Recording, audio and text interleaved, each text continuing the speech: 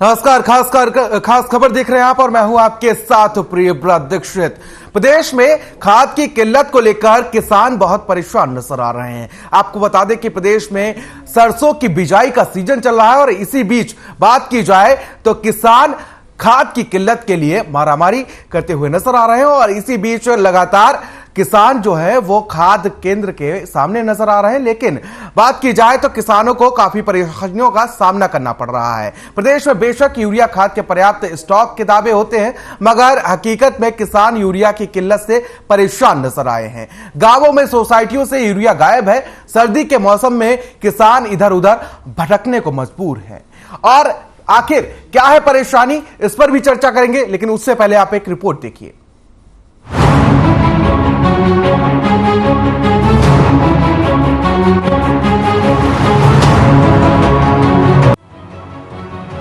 हरियाणा में डीएपी के बाद अब यूरिया खाद की किल्लत ने किसानों की नींद उड़ा दी है। सरसों की पहली सिंचाई के समय यूरिया के छिड़काव की जरूरत, लेकिन खाद को लेकर मारामारी मची हुई है। यूरिया में नाइट्रोजन होता है जो सरसों और गेहूं के लिए अति जरूरी पोषक तत्व माना जाता है। बता दें कि किसानों ने सरसों की बिजाई अक्टूबर माह में ही कर दी थी। सरसों की बीजित रकबा इस बार भी 53,000 हेक्टेयर क्षेत्र को पार कर गया है।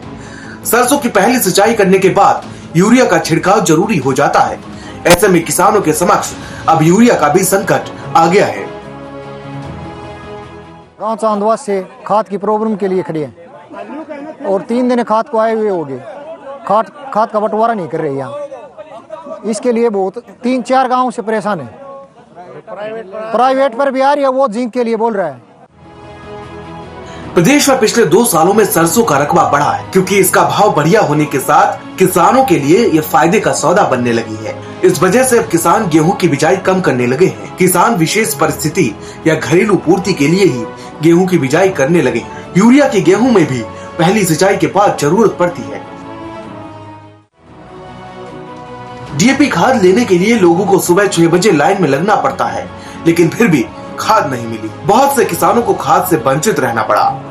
किसानों का कहना है कि सरकार को सभी प्राइवेट और सरकारी दुकानों पर यूरिया खाद भेजनी चाहिए, ताकि किसानों को पर्याप्त मात्रा में खाद मिल सके।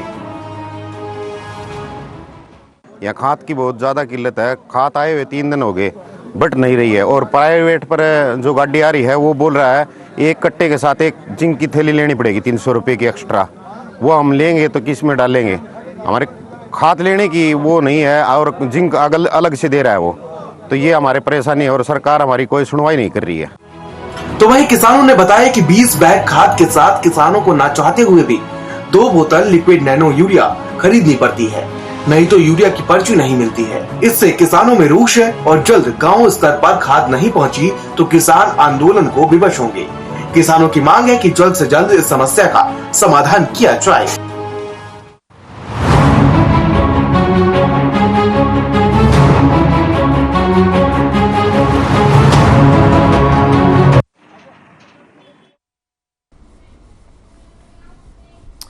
तो लगातार किसानों को काफी दिक्कतों का सामना करना पड़ रहा है। आपको बता दें कि किसानों को एक के बाद एक लगातार परेशानियों का सामना करना पड़ रहा है। हम बता दें आपको कि सबसे पहले किसानों को बाढ़ का सामना करना पड़ा, उसके बाद सूखे का सामना करना पड़ा और उसके बाद अब बात की जाए तो खाद का भी किल्लत का सामना करना पड़ रहा है। आज इसी पर चर्चा करेंगे और सबसे पहले मेहमानों से भी आपका परिचय कराएंगे। सतीश नंबरदार हमारे साथ किसान नेता के तौर पर मौजूद है, बजरंग दास गर्ग कांग्रेस प्रवक्ता के तौर पर मौजूद है और विदु रावल जी भी थोड़ी देर में जुड़ेंगे हमारे साथ, बीजेपी के प्रवक्ता।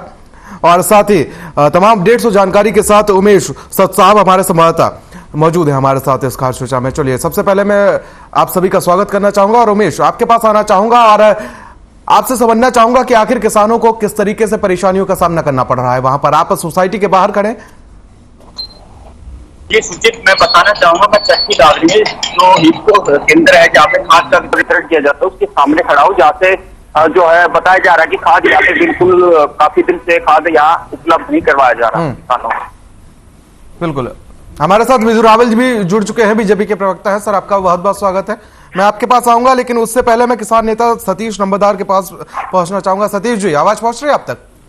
जी जी जी। किस तरीके से किसानों को परेशानियों का सामना करना पड़ रहा है? आज आपको एक मंच दे रहा हूं अपनी परेशानियों को रखने का।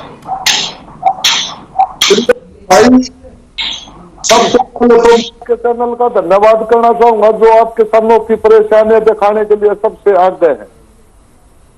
और रही बात केंद्र में बैठी भाजपा की सरकार किसानों की आय दोगुनी करने की बात करती थी, लेकिन आज तो यह खाद, पहले डीएपी पर परेशानी थी, आज यूरिया पर परेशानी है। जो आज बच्चों ने आज अपनी किताब कलम उठाने का काम था, आज वे बच्चे लाइनों में लगे हुए हैं। तो सबसे पहले तो मैं भाई, ये जो हरियाणा सरकार एक किसान विरोधी सरकार, लेकिन एक उद्योगपतियों के इशारे पर सारा काम करती है। और हमेशा क्योंकि इस पर जो सब्सिडी है और सिस्टम है, और सब्सिडी डॉक्यूमेंट्स में आकर किसानों की एक जेब खाली करने का काम किया जा रहा है।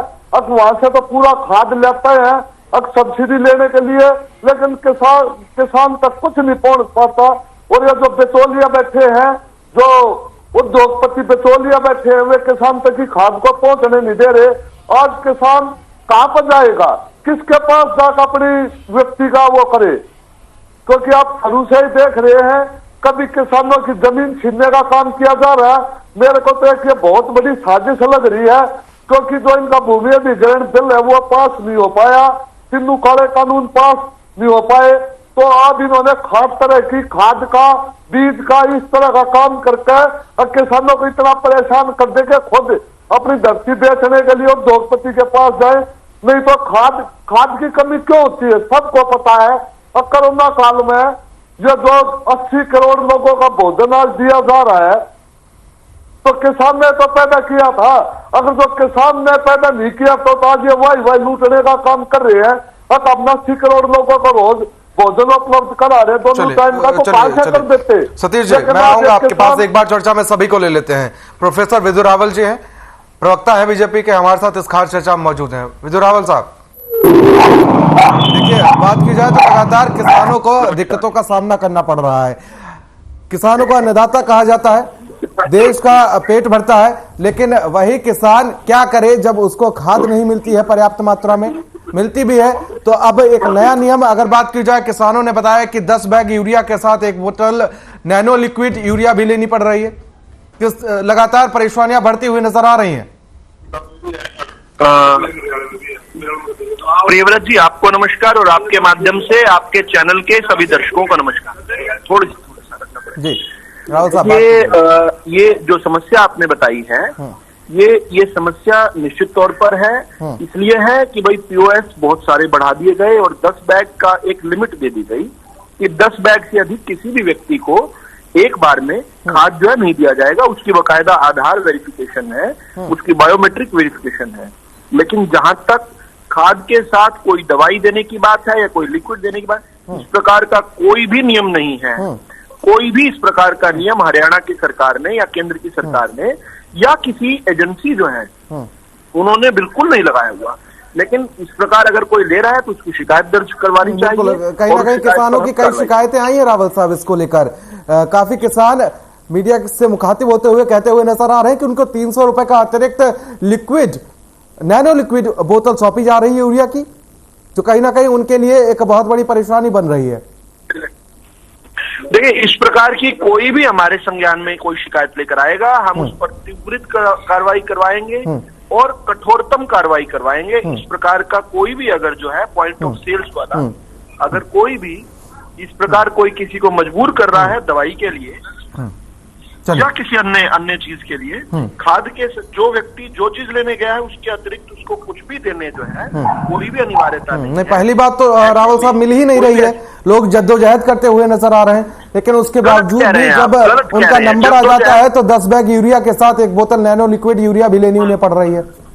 आपको लगातार मैं एक बात कह रहा हूं कि ऐसी कोई भी प्रावधान हरियाणा की सरकार ने, केंद्र की सरकार ने नहीं किया। कोई इस प्रकार कर रहा है तो शिकायत दर्ज करवाएं, उस पर एफआईआर करवाकर बकायदा उस पर कार्रवाई करवाएंगे। अब जो दूसरी बात किल्लत की जहां तक बात है, तो किल्लत हमारे पड़ोस के राज्यों में तो है, लेकिन हमने जो टारगेट सेट किया था 15,61,000 जो मैट्रिक टन हमारा हमने तय किया था, जो यूरिया का हमारा यहाँ पर रहने वाला है, और उसके अतिरिक्त लगभग 3,61,000 मैट्रिक टन का यूरिया जो हमारा पिछला लास्ट बैलेंस का पड़ा हुआ है, तो ये मिलकर 18 से ऊपर बन जाता है, ये हमारे लिए पर्याप्त है।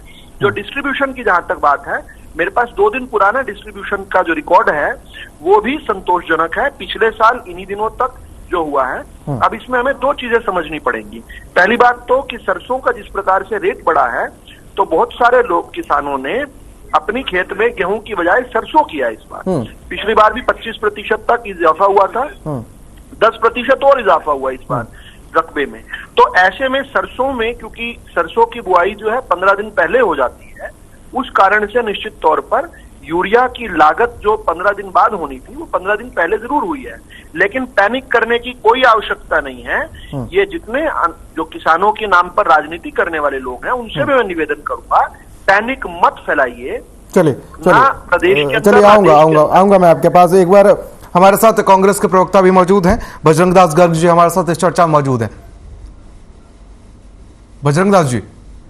हाँ जी, देखिए किसान हमारा देश का अन्नदाता है और जन करने का काम करता है लगातार। आपकी टीवी में कई बार डिबेट हुई है, प्रिय जी थोड़ा तकलीफ दूंगा, थोड़ी आवाज ठीक करवाना, डबल हो रही है आवाज। चलिए मैं सही तो ठीक करवा दो। लगातार जो किसान जो है आपके सामने, जब कपास की बिजाई आई या गेहूं की बिजाई आई, डीएपी खाद लेने के लिए बच्चे, महिलाएं, माताएं लाइनों में लग गई। सुबह 4 बजे लाइनों में लग कर शाम तक मसाई नंबर आया, आधे को मिली आधे को नहीं मिली। बड़ी दिक्कतें आप देखोगे, नरमा की बिजाई में, कपास की बिजाई में आई, इसी प्रकार उसकी कटाई होने के बाद गेहूं की बिजाई पाई। ये बात जो यूरिया खाद की बात, यूरिया खाद लेने के लिए सुबह से ये लोग लाइनों में लगे हुए हैं कि यूरिया खाद चाहिए। यूरिया खाद मिलती है, इसमें कोई दो राय नहीं, यूरिया की कोई शॉर्टेज नहीं है। यूरिया खाद कहाँ मिलती है? सतीश नंबरदार जी ने सही बात कहा, यूरिया खाद बैक डोर से मिलती है, ब्लैक में मिलती है। अगर 266 कट्टे के साथ 300 रुपए की दवाई लोगे तो मिलती है, या उसी कट्टे में 100-150 रुपए आप ब्लैक के दोगे तो मिलेगी। नहीं तो कह देते हैं खाद की शॉर्टेज है, भाई आई नहीं, जबकि यूरिया खाद है, इसमें कोई दो राय नहीं। यूरिया खाद जितनी चाहिए ले लो, मगर वो जो सरकारी रेट पे नहीं है, ब्लैक के ऊपर है।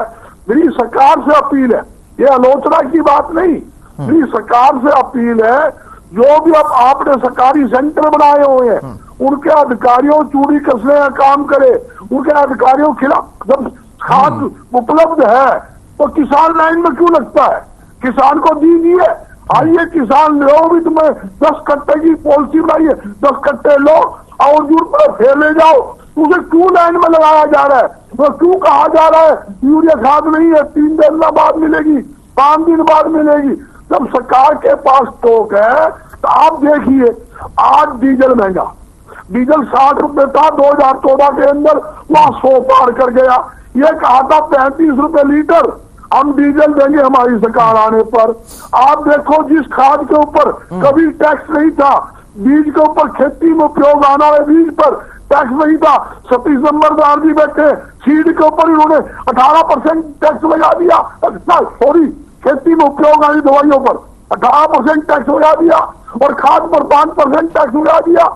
मशीनरी के पुर्जे थे जिन पर 5% टैक्स था, उन पुर्जे पर 18% टैक्स लगा दिया। या मान लो ट्रैक्टर पर 18 लगा दिया, ट्रैक्टर के पार्ट पर 18% लगा दिया, जो इंजन है, जनरेटर है, उन पर 18% टैक्स लगा दिया। तो किसान कहाँ जाएगा? महंगाई दिन प्रतिदिन बढ़ती जा रही है, तो सरकार को सोचना पड़ेगा किसान जो है दुखी ना हो।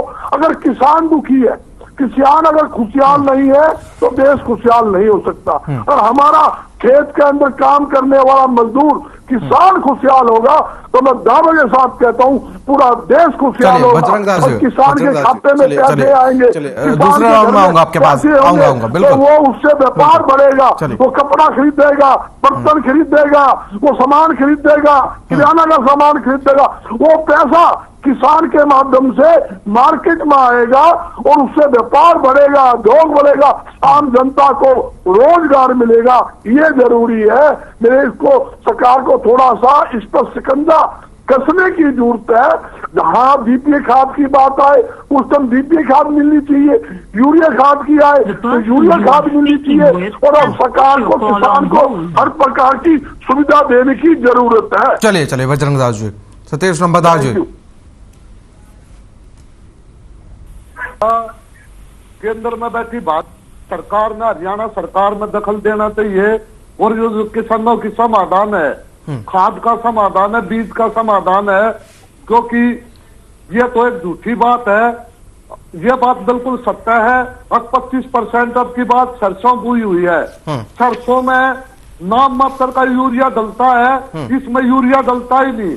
आज पूरे का पूरा सिस्टम, मैं बजरंग दास जी की बात से बिल्कुल सहमत हूँ, पूरे का पूरा सिस्टम ब्लैक में जाने का काम हो रहा है, क्योंकि ये सरकार एक उद्योगपतियों की सरकार है, ना कि किसानों की सरकार है। हमेशा माननीय प्रवक्ता, बीजेपी के प्रवक्ता की सुन रहा था, उन्होंने भी आज एक इस तरह की बात कहने का काम किया। कमी तो है ही नहीं, सर कमी नहीं है तो ये लाइन कहां से आ गई? ये लाइन युगांडा से तो आई नहीं, ना ये कोई अमेरिका से आई। यहाँ के लोगों की, जिन बच्चों ने स्कूल में अपने पेपर की तैयारी करनी चाहिए थी, अगले महीने पेपर है बच्चों के फरवरी में, आज वो बेटियों के पेपर है, आज यूरिया की डीएपी की लाइन में लाके खड़ी है, क्योंकि नीतक थे अगर मध्य वर्ग आज एक पढ़ लिख एक सभ्य इंसान बने, क्योंकि हमेशा ये सरकार एक उद्योगपतियों की सरकार रही है, और हमेशा छोटे बड़े देखिए सतीश जी कहीं ना कहीं यहाँ पर मैं आपको करेक्ट करना चाहूंगा, क्योंकि देखिए सरकार काम तो करती हुई नजर आ रही है, लेकिन धरातल पर चीजें किस तरीके से मैनेज की जाती है। सतीश जी सुन लीजिए जरा, सतीश जी देखिए धरातल पर चीजें किस तरीके से मैनेज की जा रही हैं, क्या सरकार के जो नुमाइंदे हैं वो काम नहीं कर रहे हैं, ये अलग का विषय है। देखिए सरकार तो काम करती हुई नजर आ रही है, सरकार खाद भी पहुंचाती हुई नजर आ रही है, और जिस तरीके से बजरंग दास जी कहते हुए नजर आ रहा है कि ब्लैक में खाद बेची जा रही है, जो सरकारी मूल्य है उस पर नहीं मिल रही है, लेकिन ब्लैक में जरूर बेची जा रही है। 10 बैग यूरिया के साथ 1 बोतल नैनो लिक्विड भी लेना जरूरी है। तो कहीं ना कहीं सरकार तो काम करती हुई नजर आ रही है, लेकिन जो नुमाइंदे हैं सरकार के, वो सरकार की मंशाओं पर पानी फेरते हुए जरूर नजर आ रहा है। मैं पूछना चाहूंगा माननीय बीजेपी के प्रवक्ता से, अगर एफआईआर दर्ज कराए, इन्होंने खुद ये नहीं कहा हम कोशिश करेंगे इसको रोकने के लिए, नहीं, एफआईआर दर्ज कराइए, इतने में उसका टाइम चला जाएगा, उनके ब्लैक मनी वे कमा कर दूर हो जाएंगे, ब्लैक रिपोर्ट को घूमे जाओ। चलिए पूछ लेते हैं, प्रोफेसर बेदू रावल जी हमारे साथ मौजूद है। प्रोफेसर साहब देखिए ये एक स्क्रिप्ट लिखी हुई है, जिस स्क्रिप्ट को गाए बगाए हर डिबेट पर ये लोग पढ़ देते हैं। मुझे इको आ रही है पीवीसी जी, मैं सही कराता हूं उसको, प्रोफेसर साहब की इको को जरा सही किया जाए। मैंने यही जो बातें अभी हमारे कांग्रेस के प्रवक्ता ने की, यही बातें मैंने अन्य विषयों पर जो डिबेट हुई, उन डिबेट्स में मैंने यही बातें कांग्रेस के प्रवक्ता से सुनी हुई हैं। मैंने साथ साथ सतीश नंबरदार जी ने भी जो बात कही, इनसे भी वही बातें लगातार मैं सुनता जा रहा हूं। ये एक रटी रटाई स्क्रिप्ट है, जो केवल कुछ शब्द बदल देते हैं, वही की वही पढ़ देते हैं। असल बात क्या है, अभी जो उन्होंने एक बात मेरे नाम लेकर पूछी कि अगर हम एफआईआर करवाएंगे तो कार्रवाई कितनी होगी। चलिए बेदू रावल साहब, थोड़ा सा समय का अभाव है, आप 10 सेकंड में अपनी बात को खत्म करिएगा। मैं हर खबर हरियाणा के दर्शकों के सामने इस बात को बताता हूं, सुन रहे हैं कि हम 24 घंटे के अंदर अंदर कार्रवाई करवाएंगे, महीनों तक वेट नहीं करना पड़ेगा, 24 घंटे में कार्रवाई करवाएंगे। कोई चलिए उम्मीद भी यही है कि किसानों को किसी परेशानी का सामना ना करना पड़े, और लगातार, क्योंकि किसान जो है वो लोगों का पेट भरते हैं, पूरे देश का पेट भरते हैं, और वही किसान जब परेशान होते हैं तो कहीं ना कहीं मन को जरूर दुख पहुंचता है। फिलहाल आप तीनों मेहमानों का हमारे साथ इस खास चर्चा में जुड़ने के लिए बहुत बहुत शुक्रिया, और सीधे लिए चलते हैं आपको चंडीगढ़, जहां पर सीएम मनोहर लाल सरपंचों को शपथ दिला रहे हैं। सरकारी प्रतिनिधियों से जब बातचीत हुई तो बातचीत डेमोक्रेसी यानी लोकतंत्र पर चली, और उन्होंने जब उनको बताया हमने कि 2016 में लगभग 70,000 वार्डों के हमने चुनाव कराए हैं और लाखों लोगों ने भाग लिया है, लगभग 1 करोड़ लोगों ने मतदान किया है, वो एकदम हैरान हुए कि इतना बड़ा कार्य शांतिपूर्वक बिना किसी विघ्न के, किसी बड़ी अलोकप्रिय कोई घटना हो ऐसा भी नहीं हुआ, तो इतने बड़े चुनाव को एक साथ करके वो यहाँ की ताकत को और उन्होंने भी सराहा था। तो मेरा ये कहने का भाव है कि हमारी जो पंचायतों की ये गौरवशाली एक परंपरा, ये आज की नहीं है, ये सदियों पुरानी है। क्योंकि पंचायती तौर पर ही ग्रामीण क्षेत्र उसका जो सहजीवन होता था उसमें बहुत प्रकार के फैसले ये ग्रामीण स्तर पर भी हो जाते थे। तो उसी प्रशासन पद्धति में यानी एक प्रकार से पंचायती जो तंत्र था इसका उल्लेख हमारे ऋग्वेद में भी अर्थवेद में भी मिलता है। पंचायती राज जो संस्थाएं हैं ये हमारी राष्ट्रीय एकता, अखंडता, सुशासन इसका एक प्रकार से रक्षा कवच है। तो हम अपनी जो न्यायप्रियता है इसके कारण से हम पंच परमेश्वर नाम भी पंचायतों को हमने दिया है। तो इसलिए एक बहुत महत्वपूर्ण ये विषय है। मैं इसको गांव की सरकार मानता हूं। ठीक है कि देश में पिछले 8 वर्षों से केंद्र में श्री मान नरेंद्र मोदी जी के नेतृत्व में मोदी सरकार इस नाते से अच्छा कार्य कर रही है।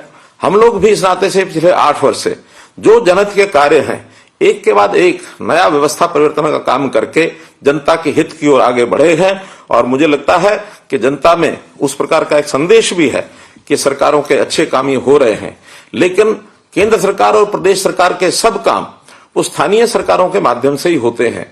जब तक स्थानीय सरकारें हमारी सशक्त नहीं होंगी तब तक उसके परिणाम भी अच्छे निकल नहीं सकते हैं। तो इसलिए जो गांव की सरकार है इसका चुनाव आज संपन्न हुआ है। शहरों के चुनाव के पिछले कुछ समय पहले शहरों की जो सरकारें हैं वो भी बन गई हैं। तो स्थानीय निकाय की सब चुनाव सरकारें, चुनी हुई सरकारें ये अच्छे प्रकार से काम करें, इसके लिए हम भी वचनबद्ध हैं। हमने बहुत इसके लिए संघर्ष किया, लड़ाई लड़ी कि हमारी पंचायतें कैसे स्वच्छ छवि की पंचायतें बने, कैसे इनकी समझ बढ़े। आपको ध्यान है कि 2015 में हमने एक पंचायती राज अधिनियम में अपने संशोधन किया था और उसके अंदर ये कहा था कि सर्वोच्च यानी जनहित की के अंदर काम करने वाली जो सरकार हो वो स्वच्छ छवि की हो, पढ़ी लिखी हो। और पढ़े लिखे होने का जो प्रावधान था इसको बहुत लोगों ने चैलेंज भी दिया और चैलेंज को आखिर सुप्रीम कोर्ट तक ये लड़ाई हमको लड़नी पड़ी। और सुप्रीम कोर्ट ने न केवल हमारे उस नियम को वैध ठहराया बल्कि दूसरे राज्यों को भी सलाह दे डाली कि हरियाणा के प्रकार से अन्य राज्य भी इस पथ पर अगर चलेंगे तो स्वच्छ प्रशासन देने में हमको बहुत बड़ा लाभ होगा। हमने महिलाओं का प्रतिनिधित्व ये भी 50% पहली बार इस बार सुनिश्चित किया है। इसमें भी अभी तक महिलाएं 33% के आरक्षण के प्रावधान से चुनाव लड़ती थी, लेकिन इस बार 50% प्रतिनिधित्व उनको दिया है ताकि महिलाओं की भागीदारी भी ये पूरी हो।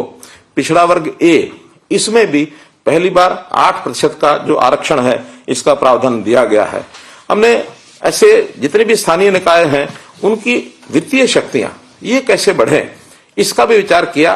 और इसमें जो अभी तक लागू नहीं होता था खास करके राज्य वित्त आयोग और केंद्रीय वित्त आयोग इनका जो पैसा है वो सीधा इन पंचायतों के खातों में कैसे जाए ये सुनिश्चित किया है। इसी प्रकार गांव की अपनी आय इनकम कैसे बढ़े। हमारे यहाँ जो स्टाम्प ड्यूटी का 2% का पैसा है उसमें 1% का पैसा सीधा पंचायतों को, पंचायत समितियों को और जिला परिषदों के खातों में जाएगा और शेष 1% जहां कम रहेगा वहां भी देने का प्रावधान हमने किया है। प्रदेश सरकार उन्हीं गांवों में और जिला परिषद पंचायत समितियों में पैसा 1% बांटेगी जहां की अपनी आय बहुत कम है ताकि विकास के काम में वो भी पीछे न रह सकें। हमने इसी प्रकार 2% जो बिजली के बिल हैं इसके ऊपर भी एक सेस लगाया है ताकि वो लाभ भी गांव की जो बिजली के खर्च हैं वो सारे उसमें से निकल सकें। तो हर बिल का 2% का पैसा वो भी सब गांव में जाएगा। इस बार जैसे पंचायतें सर्वसम्मति बहुत सी चुनी गई हैं उनके लिए भी हमारे मंत्री जी ने जैसे बताया है ग्राम पंचायत सर्वसम्मति से 11 लाख रुपया, सरपंच सर्वसम्मति से 5 लाख रुपया और पंच जितने भी सर्वसम्मति से चुने जाएंगे सबके 50-50 हजार रुपया और पंचायत समिति का सदस्य 2 लाख रुपए, जिला परिषद का सदस्य 2 लाख रुपए ये प्रावधान भी हमने किए हैं ताकि ये पैसा गांव के विकास में सीधा सीधा काम आ सके। और देखिए कितना बड़ा लाभ गांव के लोगों ने इसमें उठाया है। जैसा बताया गया कि 40,000 से ऊपर लोग सर्वसम्मत चुने गए हैं और लगभग 300 करोड़ रुपया ये राशि ग्रामीण क्षेत्र के अंदर इस विकास के लिए उपलब्ध कराई जाएगी। मित्रों, गांव की एकता इसको भी हमको बनाकर रखना, सुनिश्चित रखना है।